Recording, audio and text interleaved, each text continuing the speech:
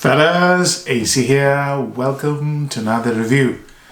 I've been on a spree recently of sampling and reviewing tobacco, spicy, woody, ambery fragrances. So I thought, let's review SpiceBomb. Reason I've stayed away from SpiceBomb for a long time are twofold. Number one, I used to read about the performance and the performance issues on Fragrantica, and I thought, okay, I'll give this a miss because that's the second reason of this fragrance. This is a fragrance which is very close to my heart. I've reviewed this, I've praised this again and again. Bulgari Man in Black. One of the nicest Bulgari fragrances, one of the nicest designer fragrances, point blank. One of the nicest fragrances ever made in the spicy category, spicy tobacco category.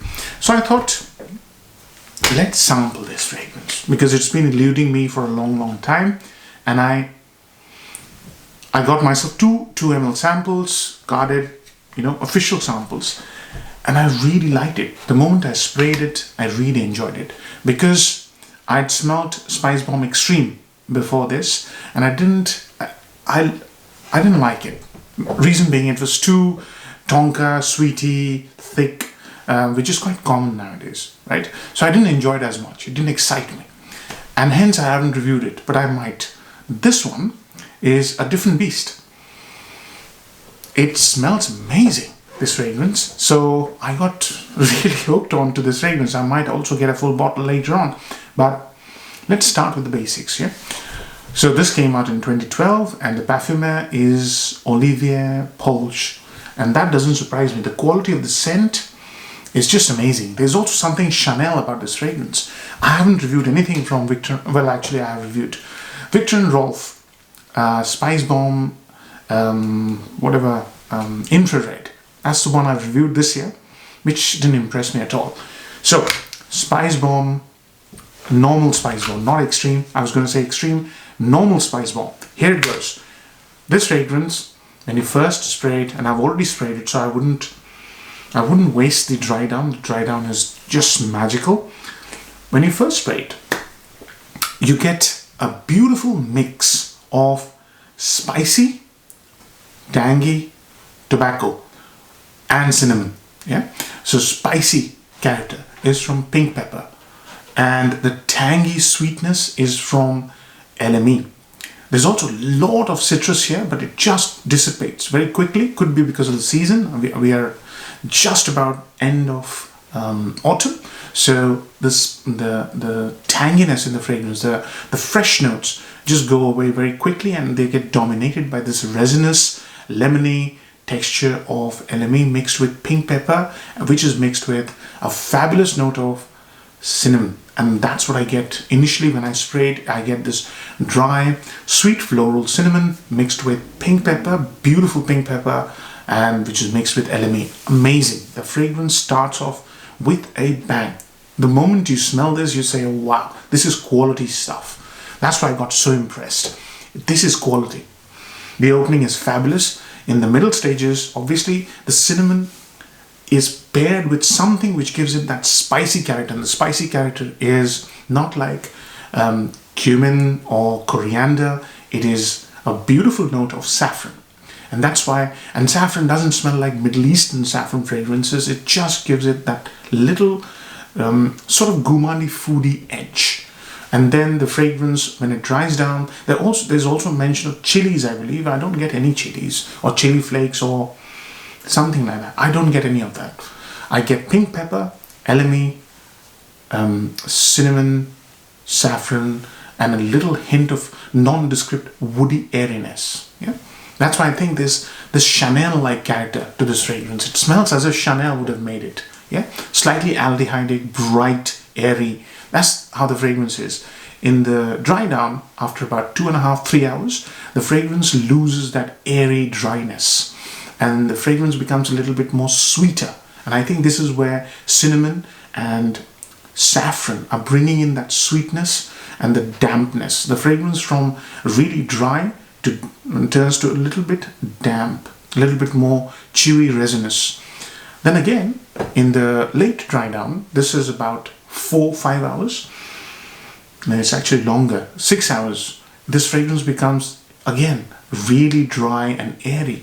And it has the leather and vetiver combination, which gives it that chalky, woody dryness. Yeah. So cinnamon, which is working as tobacco, slight sweetness, leathery, airy dryness. That's how the fragrance dries down. I'm very impressed with this fragrance. It starts off very lemony, fizzy, airy, aldehydic, slightly chewy, resinous, and then again dry, airy, woody tobacco, in brackets cinnamon, with fantastic saffron. Really good, but non-foody saffron. Like saffron would smell if you just smelt it rather than smelling it in food. So there's little gourmand aspect from cinnamon, but not too much. Brilliant fragrance, upsides and downsides. The fragrance's biggest selling point is it tries to do what has been done before with some changes. So what has been done before? Tobacco vanille.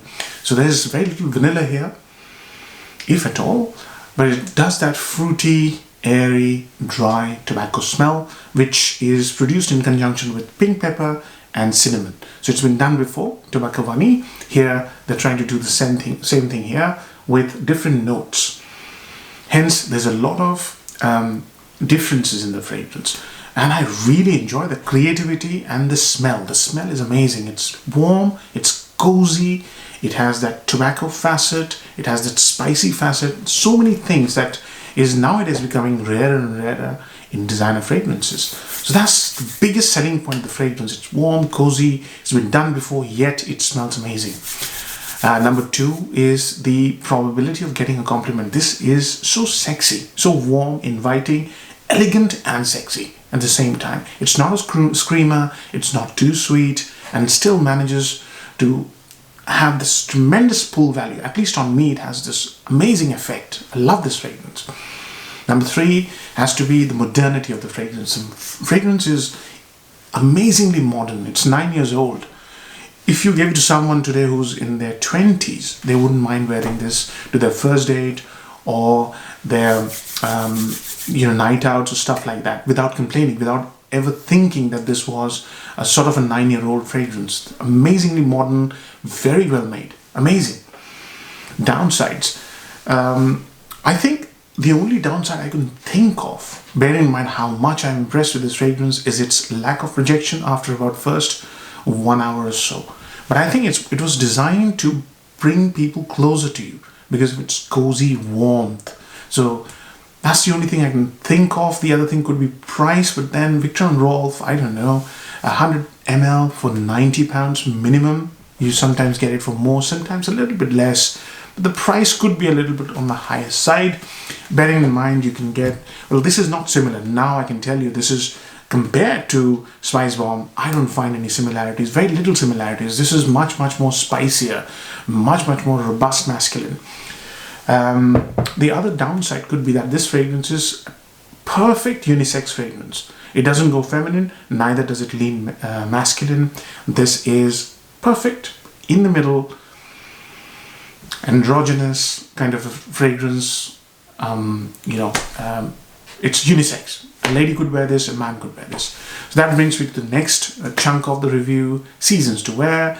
I would say autumn. Autumn is the perfect season to wear this. It smells amazing when it's not this cold. It's really getting down to about low, single digits. Today it's about 3 degrees. It smells more sweeter. When it was warmer, I was enjoying it a bit more. It was less sweeter.